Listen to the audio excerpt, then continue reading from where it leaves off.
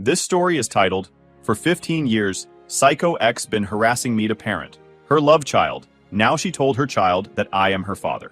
Hey everyone. Before we jump into today's video, I need your help.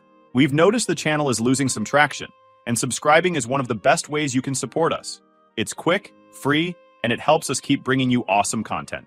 Your support means the world. Let's keep this channel growing together. Thanks so much. Now let's start the video. Hey Reddit, I've always wanted to share my story here, but little did I know it would take me 15 years to finally bring it to an end. So buckle up because this is a long one, but I promise it's worth it. Let me take you back to where it all began. 15 years ago, when I was 25, I thought I had life figured out.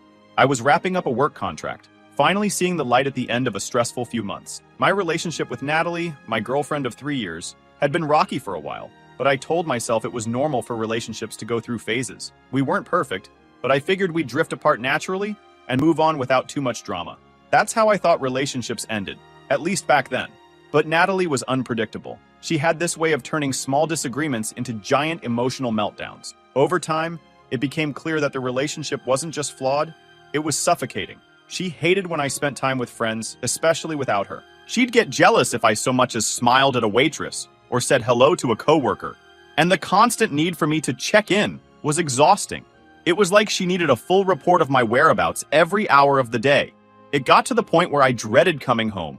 The last year we were together, I started to realize something important. I didn't miss her when I was away.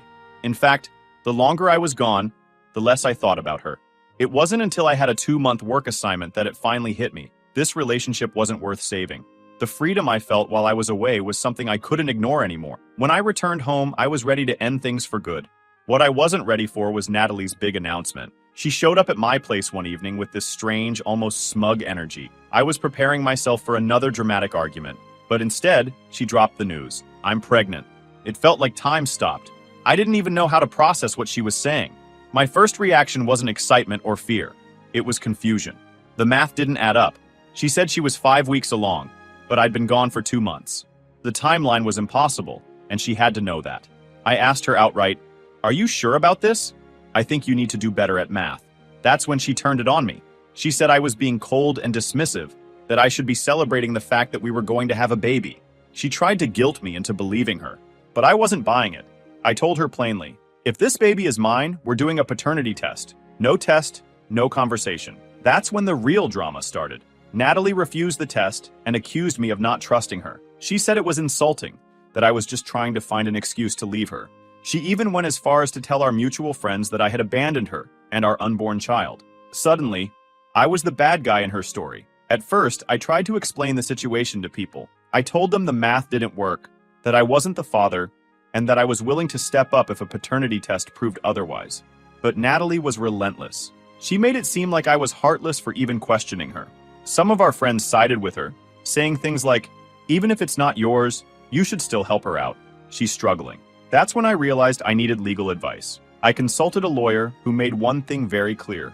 Under no circumstances should I offer Natalie any financial support or emotional involvement unless I had proof that the child was mine. Anything I did could be used against me as an admission of responsibility. It wasn't what I wanted to hear, but it was the only way to protect myself. When I tried explaining this to our friends, most of them backed off. But one guy, let's call him Greg, just wouldn't let it go. He kept insisting that I should do the right thing and help Natalie, even if there was no proof. I told him flat out, if you think she needs help so badly, why don't you step up and support her? That shut him up pretty quickly. The months passed, and Natalie gave birth to a baby girl she named Emma. She sent me a couple of photos along with messages like, "Emma wants to know where her daddy is." It was manipulative and exhausting. I stuck to my guns and repeated the same thing. No paternity test, no contact. Natalie refused every time. She said the test was unnecessary and demeaning. That's when things took a darker turn. Natalie started showing up unannounced, sometimes with Emma, sometimes alone. She'd beg me to see the baby, to be a part of her life. When I refused, she'd cry and shout, saying I was ruining Emma's future by abandoning her. I knew it wasn't true, but it still wore me down. I started to feel like I couldn't escape her. After months of this, I decided enough was enough. I filed for a restraining order. It wasn't an easy decision, but it felt like the only way to protect myself. I walked into court that day with stacks of evidence, texts, emails, and even a few recorded voicemails where she begged, cried, and threatened me to be part of Emma's life. I thought the judge would take one look at all of it and grant me permanent protection. What I didn't know at the time was how limited restraining orders could actually be, at least in my state. And despite her theatrics, the evidence was clear. The judge granted me a 2-year restraining order, barring her from contacting me in any way or coming within 500 feet of my home. But Natalie didn't take no for an answer. For the first few months, she kept her distance, likely scared of violating the order. Then, just as I started to relax, she found ways to contact me indirectly, calling from unknown numbers, sending messages through mutual acquaintances, or even leaving letters on my doorstep. Each time, I reported her violations to the police, but the response was always lukewarm. They'd tell me to document everything and file a report, but nothing ever seemed to come of it. After the first restraining order expired, I learned another harsh lesson. Renewals weren't automatic. I had to go back to court and refile the paperwork, providing evidence that Natalie was still a threat to my safety. Each time, I had to relive everything: her manipulation, the stress, the constant fear that she'd show up at any moment. As the years went on, I started to build a life despite Natalie's interference. I met Kim, who was everything Natalie wasn't: kind, understanding, and supportive. When I first told Kim about my history with Natalie, I expected her to run for the hills, but instead she listened, asked questions, and even offered to help me gather evidence for future restraining order renewals. I don't think I could have handled the next decade without her by my side. Kim and I got married a few years later, and not long after that, we welcomed our son, Henry. His arrival was a turning point for me. For so long, my life had been dominated by Natalie's drama, but holding Henry in my arms for the first time reminded me of what truly mattered. I wanted to protect him from the chaos that had followed me for so long. Little did I know, Natalie would find a way to drag him into it too. The first time Natalie tried to involve Henry was when he was about 3 years old. She showed up outside our house with Emma, holding a stuffed animal she claimed was a gift from his sister. I was furious. I called the police immediately, and thankfully, they arrived before things could escalate. Kim and I had to explain to Henry why a stranger had come to the house, and it broke my heart to see the confusion on his little face. After that incident, I doubled down on my efforts to keep Natalie away. I installed security cameras, changed my phone number, and even moved to a new address at one point. But no matter what I did, she always found a way to worm her way back into my life. It was like she thrived on the chaos. Over the years, Emma grew older, and so did Natalie's tactics. She started using Emma as a tool to guilt me into contact. I'd get messages saying things like, "Emma wants to meet her dad before she turns 10. Don't you think she deserves that?" Or, "She asks about you every day. Do you really want her to grow up thinking you don't care?" It was always the same script, and it always ended with me replying, "Paternity test first." Natalie never agreed. She'd call the request insulting and accuse me of trying to humiliate her. I think deep down, she knew the truth. She knew Emma wasn't mine, and a test would shatter the narrative she'd built for herself. But instead of facing reality, she started dragging Emma deeper into her delusions. By the time Henry was 9, I thought I'd seen everything Natalie was capable of. I thought her harassment had hit its peak. But then came the zoo incident, a moment that made it painfully clear how far she was willing to go. By the time the zoo incident happened, life had settled into a rhythm. Kim and I had our hands full raising Henry, who was turning into a curious, bright 9-year-old. He loved school, animals, and anything related to dinosaurs, so when his class announced a field trip to the local zoo, he was over the moon. We signed the permission slip without a second thought. It was just another normal milestone in Henry's childhood. The idea that Natalie might somehow involve herself in it didn't even cross my mind. After all, Henry and Emma attended completely different schools, and I'd never disclosed any information about his school to Natalie. At least, that's what I thought. The day of the field trip, Kim and I went about our usual routine. I was at work when my phone buzzed with an unknown number. I almost ignored it, but something made me pick up. On the other end was Henry's school principal, and their tone was calm but serious. Too calm, like they were trying not to alarm me. "There's been a situation at the zoo involving Henry. He's safe, but we need to discuss what happened," they said. My heart dropped. The principal assured me that Henry was okay, but the word situation rattled around in my brain like an echo. What could have happened on a school trip that warranted a call from the principal? I left work immediately, my thoughts racing. Was it an accident? Did he get lost? Did another kid hurt him? None of the possibilities I imagined came close to the reality I was about to face. When I arrived at the school, the principal led me into her office. Henry was there, sitting on a small chair, looking more confused than scared. A teacher from his class sat next to him, and the principal gestured for me to take a seat. Before I could ask what happened, the teacher spoke. During the trip, a teenage girl approached Henry and introduced herself as his sister. She said her name was Emma. It felt like the room tilted. I had to grip the armrest of my chair to steady myself. My first thought was, how the hell did Natalie pull this off? My second thought was pure anger. She wasn't just harassing me anymore. She was dragging my son into her delusions. The teacher continued. Apparently, Emma had walked up to Henry while his group was at the zoo's giraffe exhibit.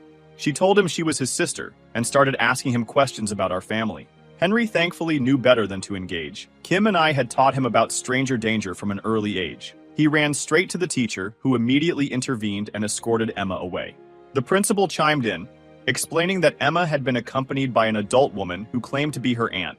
The woman said they just happened to be at the zoo, and that Emma wanted to say hello to her brother. The staff didn't buy it, especially after Henry made it clear he didn't know who Emma was. Security was called, but by the time they arrived, Emma and the woman had already left. The principal looked at me with concern. Do you have any idea how they might have known Henry would be here? That was the million-dollar question. My mind raced as I tried to piece it together. How could Natalie have found out about Henry's field trip?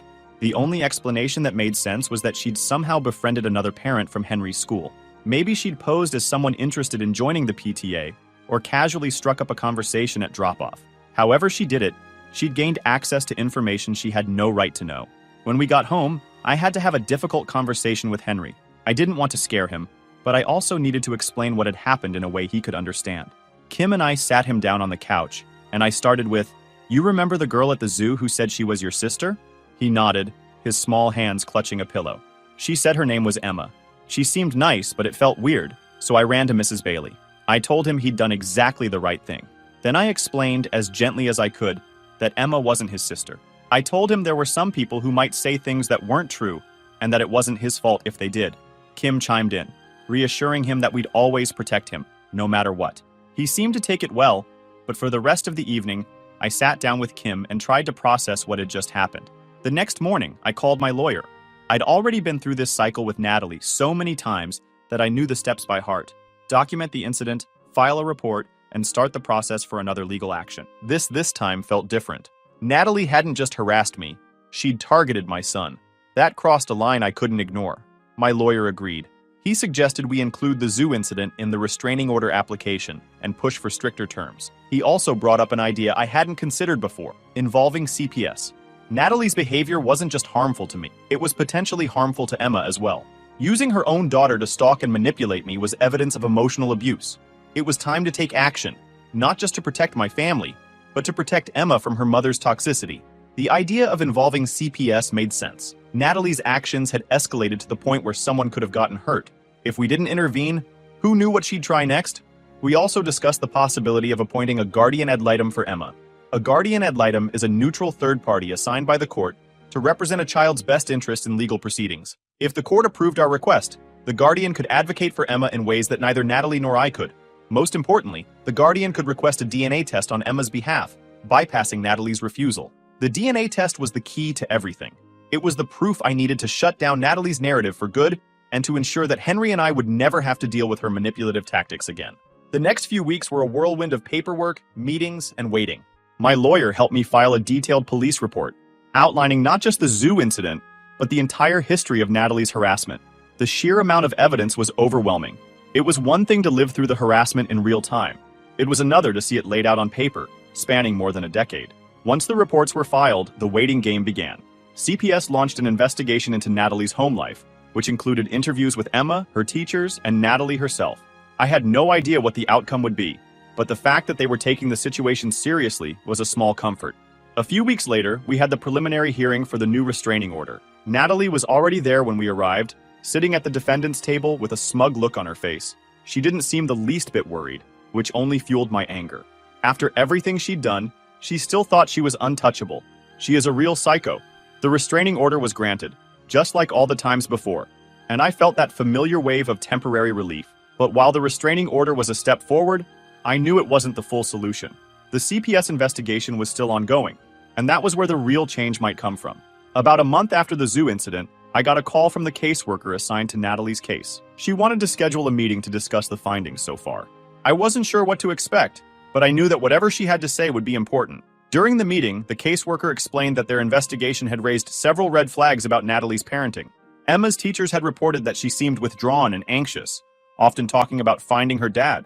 or asking why he didn't want to see her. The caseworker said this kind of behavior was a clear sign of emotional distress, likely caused by Natalie's manipulation. One detail that stood out to me was how much Emma believed Natalie's lies. According to the caseworker, Emma genuinely thought I was her father, and that I had abandoned her. It broke my heart to hear that. Even though I knew I wasn't her dad, I couldn't help but feel a pang of guilt for the confusion and pain Natalie had caused her. The caseworker also mentioned that CPS was considering recommending a guardian ad litem for Emma.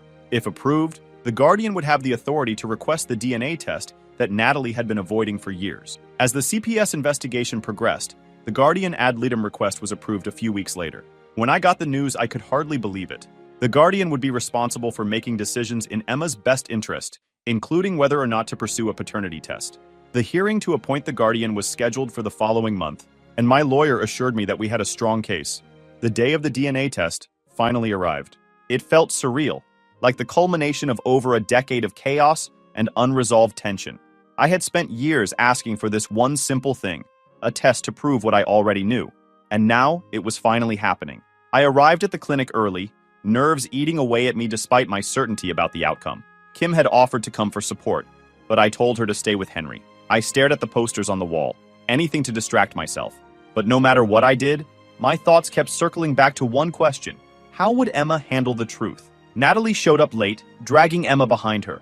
Emma looked timid, clutching a backpack as if it were some kind of shield. It struck me that, in her own way, Emma was as much a victim of Natalie as I was.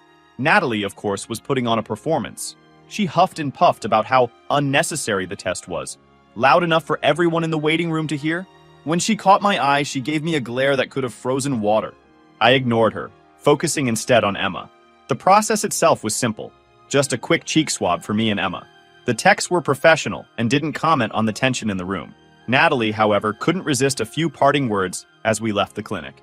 "I hope this proves what I've been saying all along," she snapped, her voice dripping with disdain. I didn't bother responding. At that point, there was nothing left to say.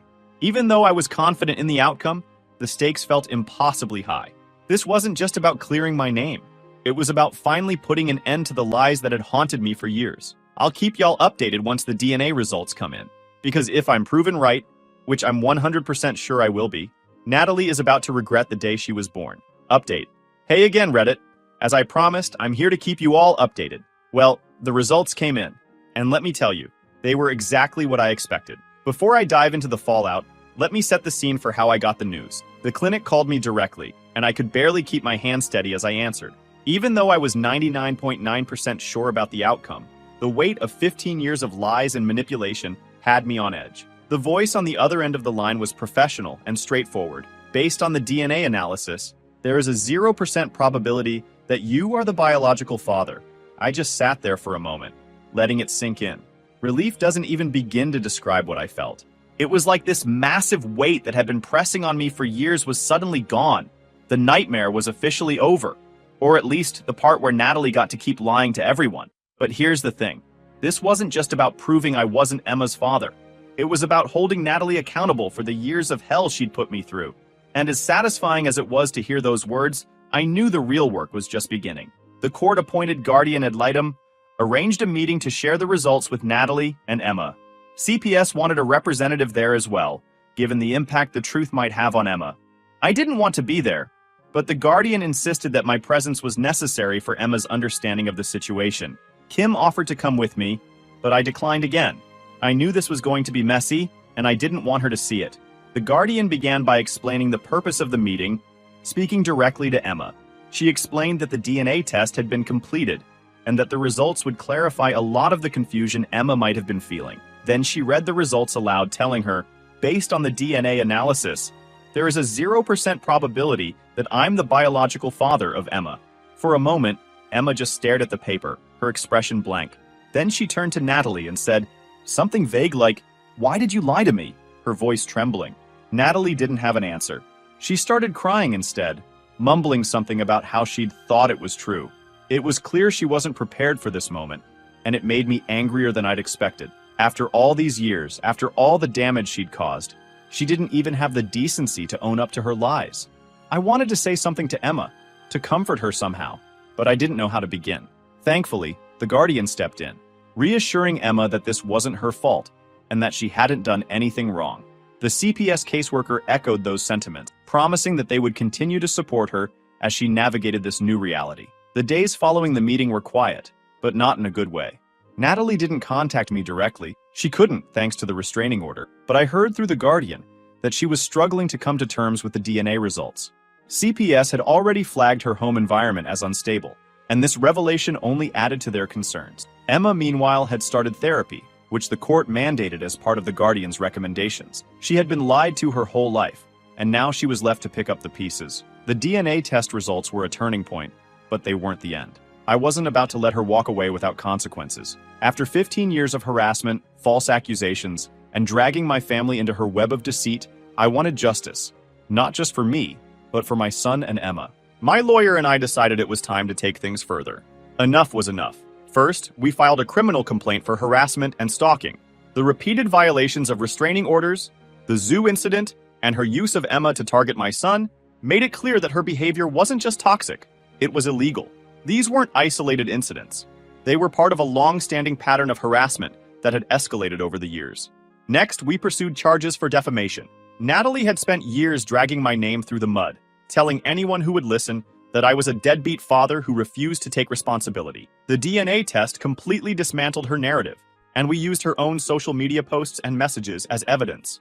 Combined with the emotional and financial stress she'd caused me, the case was strong enough to demand restitution. Finally, we worked with CPS to escalate their case against her. The agency had already flagged her as an unfit parent due to the emotional harm she'd caused Emma. With the DNA results and testimonies from teachers, therapists, and the Guardian ad litem, CPS moved to strip Natalie of custody entirely. The court hearings that followed were some of the most satisfying moments of my life. Natalie showed up to the first hearing without a lawyer, still clinging to the delusion that she could talk her way out of this. But this time, she wasn't just facing me, she was up against the full weight of the legal system. The harassment and stalking charges were first on the docket. My lawyer presented years of evidence, texts, emails, police reports, and testimony from witnesses. The court didn't just see her as a nuisance. They saw her as a genuine threat. Natalie was convicted of criminal harassment and stalking and sentenced to 8 months in jail with additional probation. She was also required to wear a GPS tracker during her probation to ensure she couldn't come near me, my family, or Emma. The defamation case came next. My lawyer highlighted the years of lies Natalie had spread about me, using her own social media posts and messages as evidence. The judge ordered her to pay $25,000 in damages for the harm she'd caused to my reputation and legal fees. While the money wasn't life-changing, it was a symbolic victory that sent a clear message. Her lies had consequences. Finally, the CPS case was addressed. The agency recommended that Natalie lose custody of Emma permanently. Her actions had caused significant emotional harm to her daughter, and the court agreed. Emma was officially placed in the care of her maternal aunt, who had stepped forward as a stable guardian. Natalie was granted supervised visitation only, pending completion of mandatory therapy and parenting classes. After the court rulings, Natalie's life fell apart. Between the jail sentence, fines, and legal fees, she was financially ruined. She lost her job shortly after her conviction, likely because of her criminal record. Mutual friends who had once defended her finally saw her for who she truly was, and she became a social pariah in our old circles. The mandatory therapy sessions didn't seem to do much good, at least not at first. Reports from CPS indicated that Natalie continued to blame everyone but herself for what had happened. But as time went on, the reality of her situation seemed to sink in. She stopped fighting for custody of Emma and eventually moved out of state, leaving behind the mess she had created. With Natalie out of our lives, my family was finally able to move forward. Kim and I focused on raising Henry, who was thriving in school and blissfully unaware of most of the chaos that had unfolded. We moved to a new neighborhood, giving ourselves a fresh start and putting physical distance between us and Natalie's toxic legacy. As for Emma, she seemed to be doing well under her aunt's care. I received occasional updates from the Guardian ad litem, who told me that Emma was excelling in therapy and beginning to rebuild her sense of self. One day, I received a letter from her. It was short but heartfelt. "I'm sorry for what my mom did. I didn't know the truth, but I'm glad I do now. I hope you and your family are happy. Thank you for telling me the truth. Emma." Reading those words brought a mix of emotion. I felt sadness for everything Emma had been through, but also relief that she was finally free from her mother's lies. Kim and I decided not to respond right away, wanting to give her the space she needed to heal. But knowing she was on a better path was more than enough for me. Looking back, it's hard to believe how much of my life Natalie consumed. For 15 years, her lies and manipulation overshadowed everything. But in the end, the truth won out. She lost her freedom, her credibility, and her ability to control those around her. For me, the most satisfying part wasn't just seeing her face the consequences. It was reclaiming my peace and knowing my family was safe. To anyone reading this who's dealing with someone toxic in their life, let me say this: keep fighting. The truth has a way of coming out, and when it does, it's worth every struggle along the way. Natalie thought she could get away with it forever, but in the end, her lies destroyed her. Justice was served, and I can finally say, this nightmare is over. Before I wrap this up, I just want to say thank you to everyone who stuck around and followed this chaotic journey. I know I should have taken stronger action against Natalie years ago, and looking back, there were moments I wish I'd done things differently.